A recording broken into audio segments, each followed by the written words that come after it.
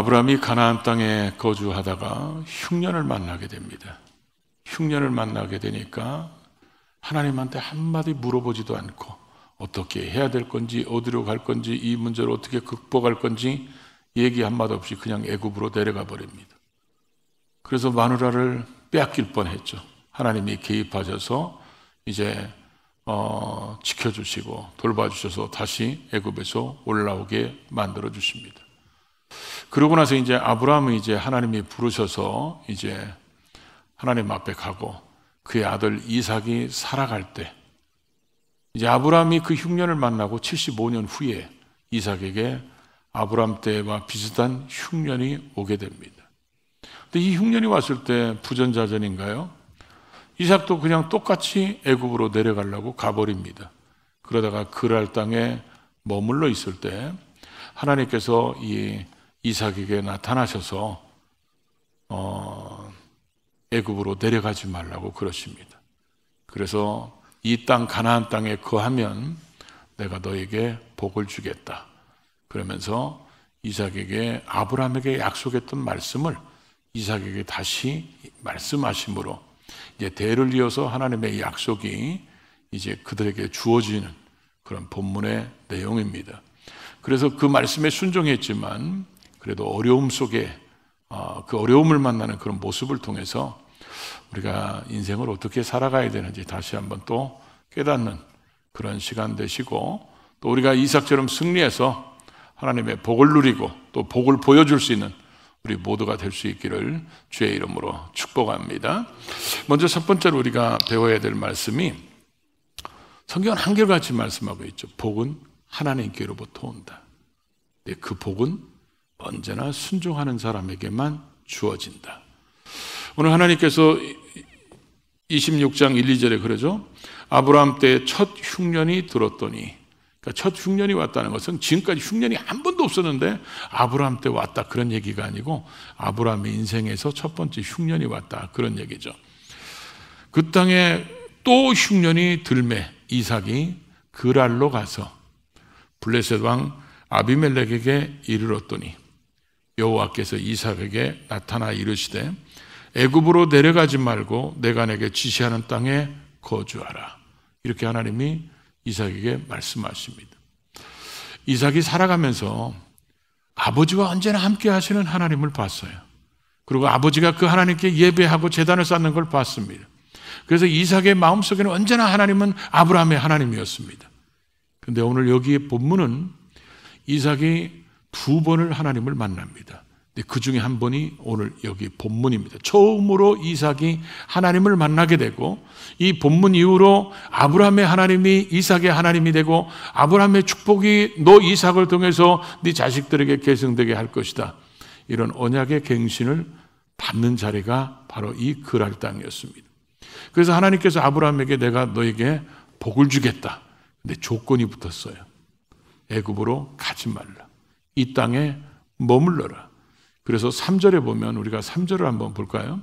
이 땅에 거류하면 하나님이 내 아브라함과 너에게 약속한 이 땅에 네가 거류하면 내가 너와 함께 있어서 내게 복을 주고 내가 이 땅의 모든 땅을 너와 내 자손에게 주리라.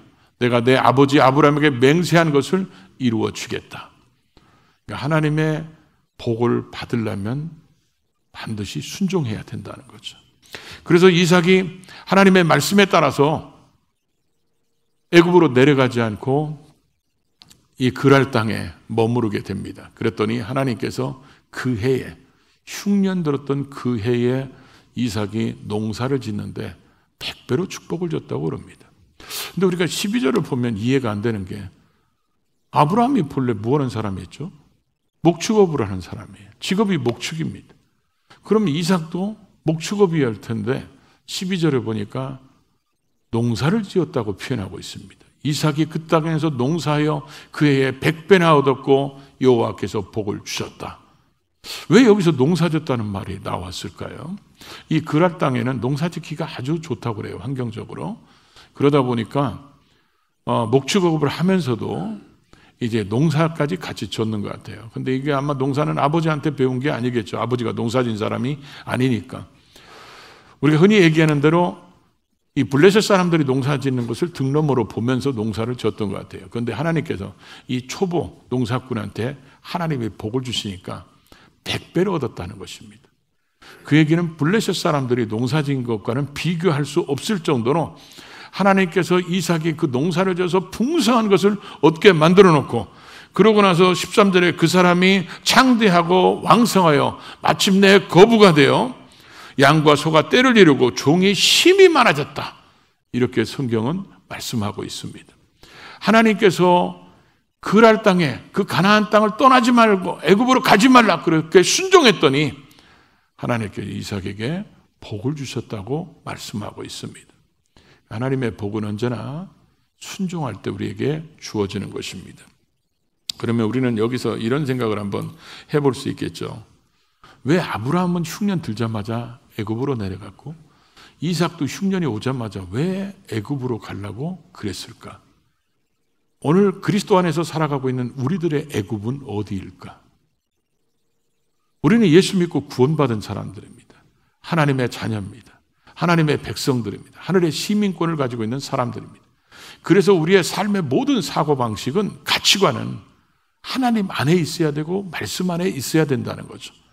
그런데 지금 흉년이 왔을 때 애굽으로 간다는 말은 성경에서 우리가 지형이 올라가는 데면 올라간다고 하고 내려가는 데면 내려간다고 이렇게 표현하는데, 이스라엘 지형을 보면 성경에서 뭐라고 기록되어 있냐면 분명히 올라가는데도 내려간다고 기록해 놓고, 그리고 분명히 내려가는데도 올라간다고 기록해 놓은 데가 있어요. 그 의미는 한 가지입니다. 지형은 그럴지라도 하나님께로 나아가는 길이면 언제나 올라간다고 표현하고 있고, 하나님과 멀어지는 것이면 언제나 내려간다고 표현해 놨습니다. 그래서 이 이삭이 애굽으로 내려가지 말라고 그랬잖아요. 하나님과 멀어지지 말라고 그랬잖아요. 그럼 우리에게 뭘 가르치는 거예요?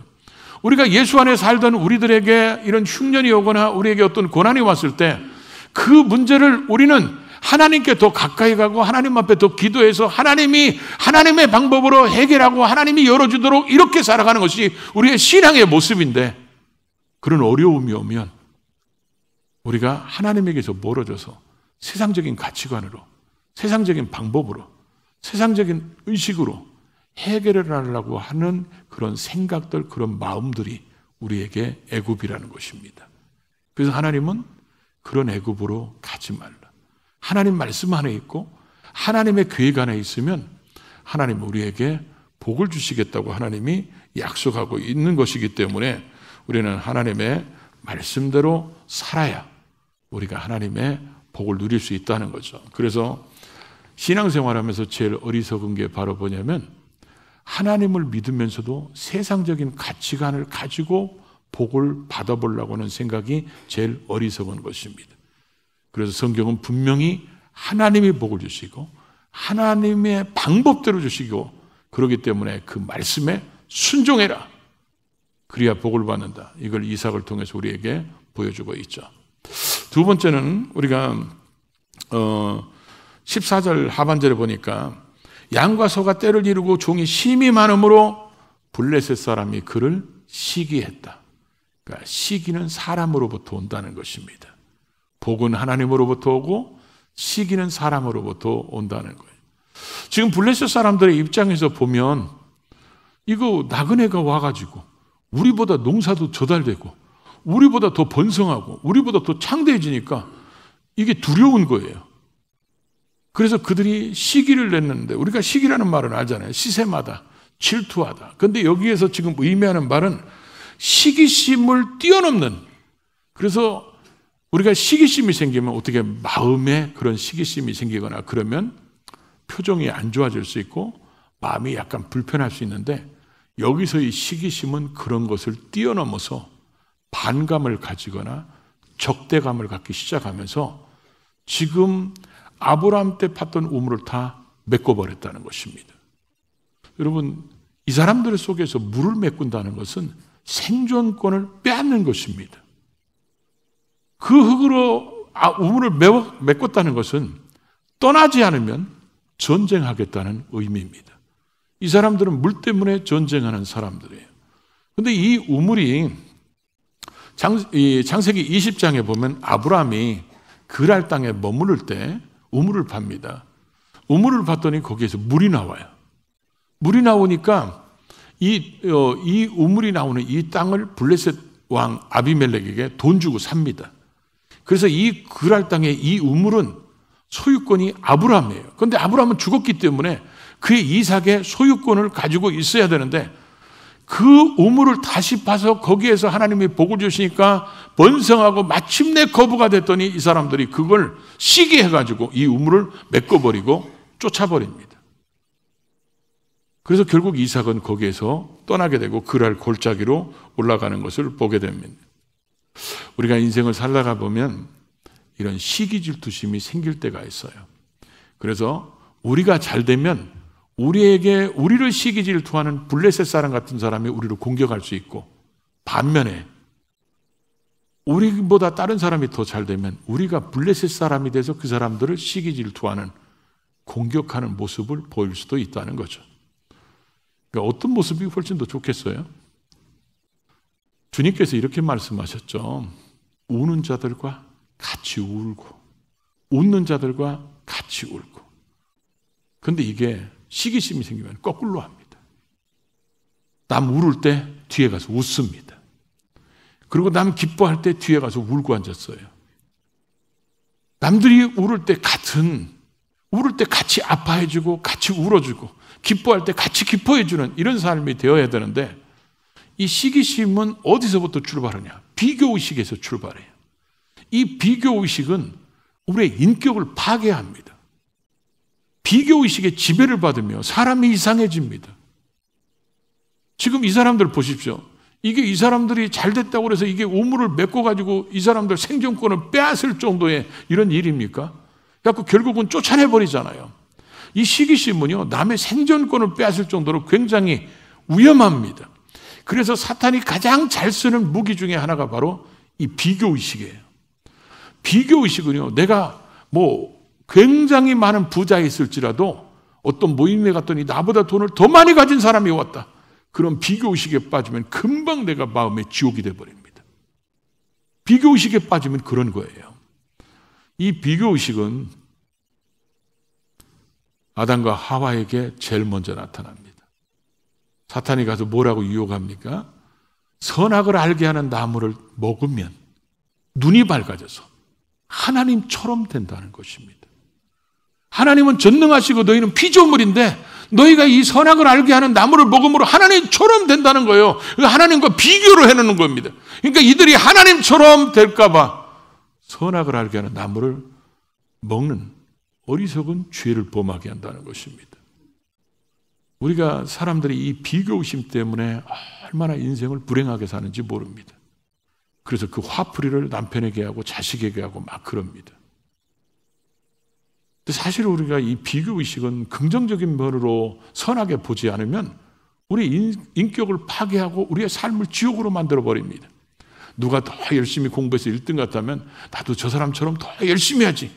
이런 선한 결단을 하고 선하게 이렇게 비교의식을 해야 되는데, 대부분 비교의식은 우리의 심령을 지옥 만들어보고 삶을 불행하게 만드는 비교의식을 해가지고 우리가 정말 많이 누리고 있으면서 정말 많은 은혜 속에 살면서도 그게 은혜인지를 모르고 그게 복인지를 모르고 그렇게 어리석게 인생을 살아갈 수 있다는 거죠. 우리는 성령께서 우리 안에 계심으로 주님이 주시는 이 평강이 비교의식 때문에 깨지지 않도록 욕심이 거듭나야 됩니다. 욕심이 거듭나고 언제나 달란트 비유를 보십시오. 1달란트, 2달란트, 5달란트 받은 사람들이 비교의식에 다 빠졌다고 생각해 보십시오. 그럼 2달란트 받은 사람도 달란트 묻어버렸을 겁니다. 아니 나는 왜 2달란트야? 5달란트 저 사람은 뭐가 나보다 인물이 잘나기로 해서 뭐 했어? 왜 저 사람은 5달란트야? 그러면서 자기 자신을 금방 불행하게 만들 겁니다. 그런데 나에게는 나는 2달란트가 나는 충분해. 그러니까 그거 가지고 가서 열심히 일하니까 5달란트는 5달란트대로 그렇게 얘기하고 1달란트도 만약에 그렇게 일해서 1달란트를 가지고 왔다면 주님이 2달란트 받은 사람과 5달란트 받은 사람이 그렇게 이득을 남겼을 때 주님이 말씀하신 거 보십시오. 글자 하나도 안 틀립니다. 똑같이 말씀하셨어요. 그 얘기는 우리가 달란트가 다르기 때문에 우리는 하나님 앞에서 최선을 다해서 살으면 하나님이 주시는 평강을 누리면서 하나님 앞에 그 칭찬도 똑같이 받을 수 있다는 것입니다. 그런데 비교의식에 빠져서 자꾸 불행하게 우리를 만들어가고 있다는 거죠.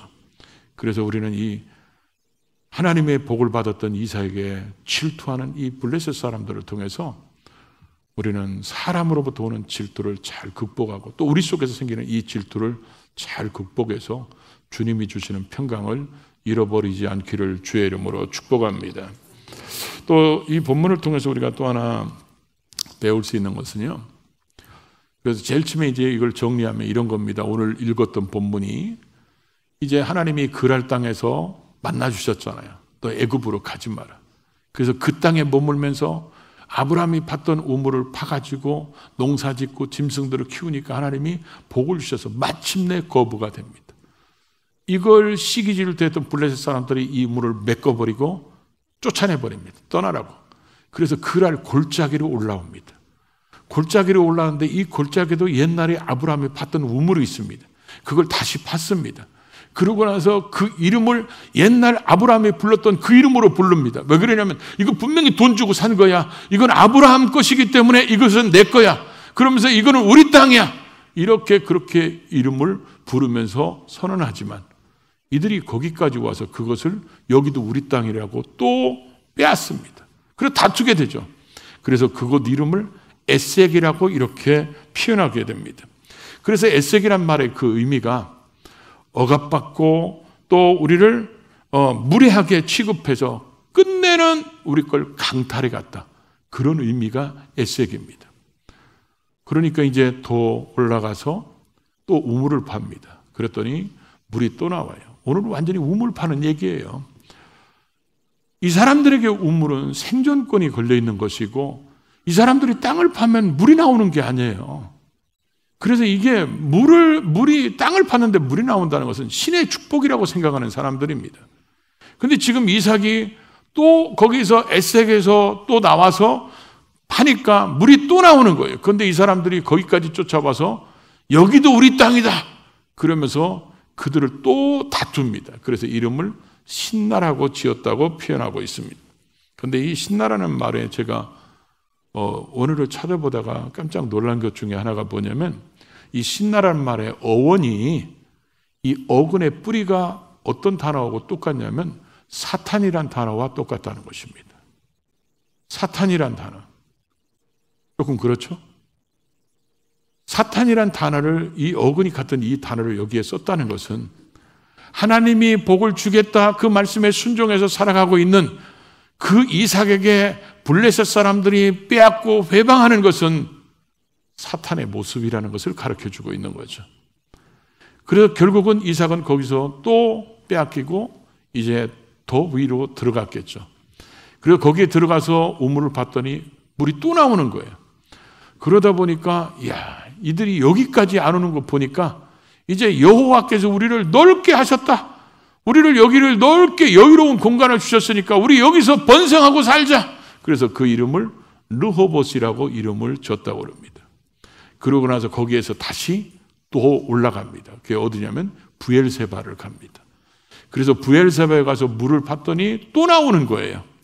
그래서 거기에서 이삭이 아브라함이 하나님 앞에 제단을 쌓는 것만 보고 자라던 이삭이 그 부엘세바에서 우물을 파고 나서 하나님 앞에 자기 인생의 최초로 이삭의 이름으로 여호와께 제단을 쌓게 됩니다.